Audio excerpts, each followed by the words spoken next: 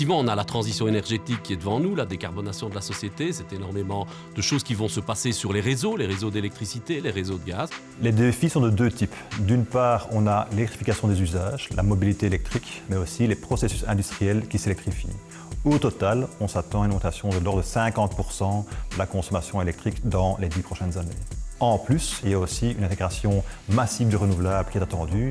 On s'attend à avoir de l'ordre de 2 fois plus de capacité installée dans le système belge. Il s'agit de décarboner la société. Pour ça, il va falloir modifier énormément de comportements, de technologies. Il va falloir introduire de nouvelles molécules décarbonées. Et au final, cette énergie, il va falloir la porter chez ceux qui l'utilisent, chez les consommateurs. Et pour ça, on a besoin de réseaux, et donc de réseaux dans lesquels on investit et qu'on modernise.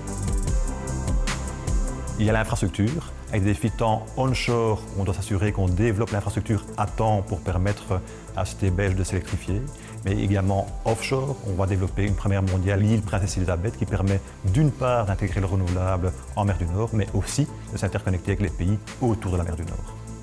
Et il y a la flexibilité, on doit s'assurer que tout un chacun puisse valoriser sa flexibilité et en voir les conséquences sur sa facture. Le succès de la transition énergétique, c'est clairement deux choses. Une partie importante qui pèse sur les gestionnaires de réseaux, c'est investir 31 milliards d'euros, c'est digitaliser les réseaux pour qu'ils réagissent plus rapidement à un environnement qui change. Mais ce n'est pas tout. Si on ne fait que ça, on ne réussira pas. Il faut aussi que les citoyens, les entreprises, les pouvoirs publics, tous les utilisateurs du réseau adaptent leur comportement par rapport à cette nouvelle réalité. Et si on a ces deux éléments-là, alors on peut penser qu'on réussira la transition énergétique en Belgique. Mon message serait de 3 ordres. 1. Anticiper.